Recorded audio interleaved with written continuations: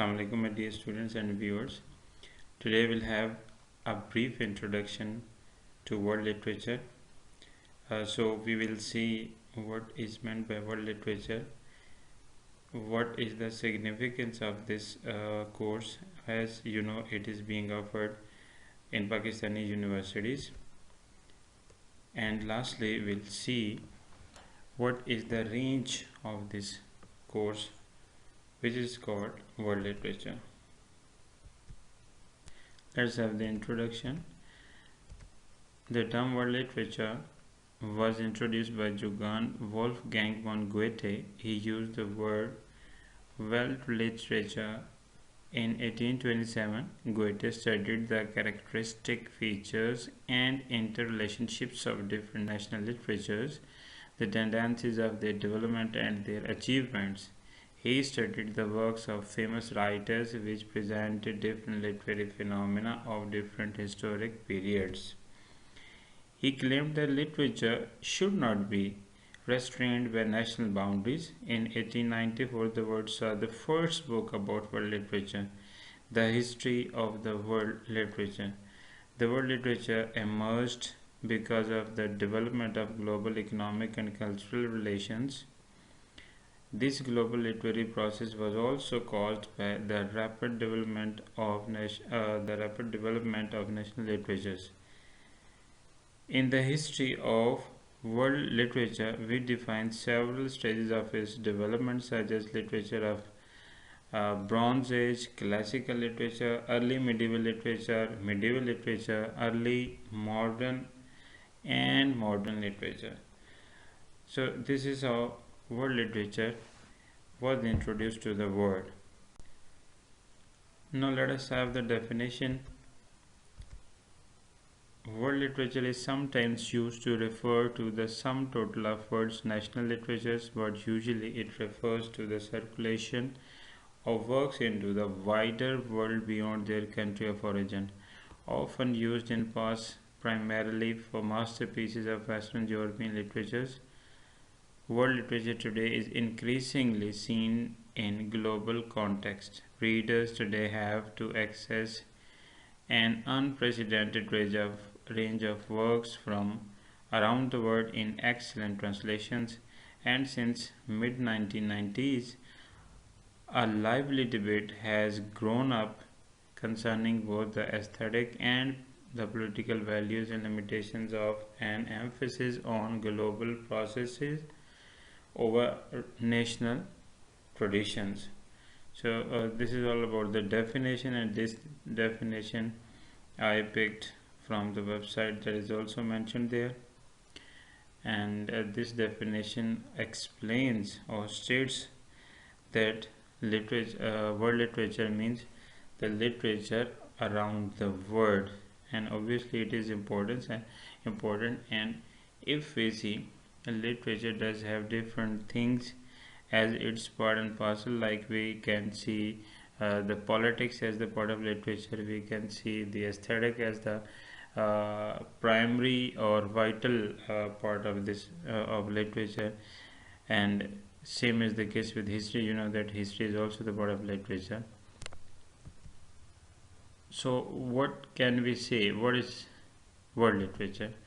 World literature is also called as literature around the world because it includes all the literature being written beyond the boundaries of the nations or the states.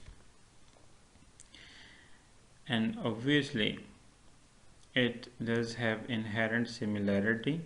Why? Because literature is literature, and whether it is written in any languages of the world, it will still be called literature.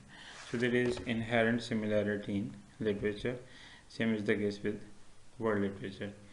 Then we see the nexus that is already present, and if literature is written in any of the European states, obviously it will, if it is called the literary work or literary piece, then obviously it will be just according to the definition of literature. And if any piece of literature is written in America or in Asia, if it falls on the standards of literature, then obviously it will be considered literature. So there is basically nexus in the literature which is being written around the world. And then we can see the element of synthesis, and that is also there in world literature. Different theses are there, and obviously antitheses are there, but same is the case with synthesis. The element of synthesis can also be explored in world literature or literature around the world. Here are different perspectives or the range of world literature. Like, world literature is transcultural, so it cannot be limited to just one culture. Similarly, world literature is transnational, so one cannot confine literature to just one nation. So you know that if we see world literature is being the part of the syllabi of the universities throughout the world, it means that literature would be readable and understandable, and it can only be possible if literature is in translated form. So if any piece of literature is translated, obviously it will be transnational. And translingual it is. Why? Because if we read any literature, even though it is in translated form, we will have the interaction to different linguistic features of the text which was originally written obviously in some language, and the basic language in which it was written will be having different linguistic features in it, like different cultural symbols or linguistic expression. They may not be translated, and even the translator intentionally keep few of the expressions in original language. So this is how we can say that world literature is also translingual. Then similarly it is transhistorical, because if any literary work is translated, and after being translated, it is in the hands and it could be in the hands of the reader who is living in any part of the world, and he or she will be reading different historical events or historical heroes, and this is how that reader would be able to come to know the events or the historical figures written in that literature. So this is how we can say that world literature is transhistorical. Similarly, it is trans-ideological, and when it is the part of literature, any piece of writing is, if it is part of literature or world literature, then it will be trans-ideological. Then interdisciplinary. By the way, literature does have the element of interdisciplinarity, and if we talk about world literature, then obviously it will be having the element of interdisciplinarity. So the element of interdisciplinary, it is also there in world literature. Lastly, multi-dimensional or multi-dimensional, you may call it. Obviously, literature as well as world literature does have different dimensions in it, and it has different directions to deal with it. To conclude the discussion, I'd like to say world literature is the cultural heritage of all humanity. It is essential to study world literature as it helps us understand the life of different people from all over the world, forms our world outlook, and acquaints us with masterpieces of literature.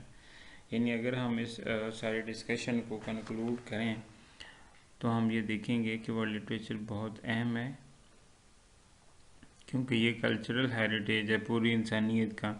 यानी किसी भी literary work को translate तो किया जा सकता है ना किसी भी लैंग्वेज में, फिर इसी तरह से उसको पढ़ा जा सकता है। पुराने भी वो वर्क हो सकते हैं, नए वाले भी हो सकते हैं, राइट। तो उसको पढ़ा जाना चाहिए, और उससे ये भी फ़ायदा होता है कि कोई लिटरेरी वर्क जो है उसको किसी दूसरी जगह पे अगर पढ़ा जा रहा है तो किसी एक रीजन का लिखा हुआ लिटरेरी वर्क है किसी दूसरे रीजन में लिखा हुआ जो ट्रांसलेटेड फॉर्म में उसको पढ़ रहा है, तो वो उससे भी लिटरेरी ट्रेडिशंस को भी अंडरस्टैंड किया जा सकता है। Further, let me tell you, translation is a prerequisite for world literature. अगर हम दुनिया सारी में अपने लिटरेचर प्रमोट करना चाहते हैं तो इसका मतलब है कि हमें उसको ट्रांसलेट करना पड़ेगा हर उस लैंग्वेज में जिसको जहाँ पे हम पहुँचाना चाहते हैं जो उनकी लैंग्वेज है। अदरवाइज जो है इसका सिंपल सोल्यूशन ये बनता है कि इंग्लिश में ट्रांसलेट कर दिया जाए, तो इंग्लिश एक ऐसी लैंग्वेज है जिसको ग्लोबल लैंग्वेज का भी दर्जा दिया गया, और दूसरा ये है कि इसमें तकरीबन थ्रू आउट द वर्ल्ड जो है लिटरेचर को समझा जाता है और पढ़ा जाता है। और इस तरह से हम एक नया डिसिप्लिन भी देखते हैं जो कि अलग उसकी इम्पोर्टेंस है, ट्रांसलेशन स्टडीज़ जिसको कहा जाता है। और ट्रांसलेशन स्टडीज़ पे एक और लेक्चर है जिसका लिंक आपको डिस्क्रिप्शन में दे दिया जाएगा, फर्दर आप उसको देख सकते हैं। Thank you so much. If you have any question then write it in the comments.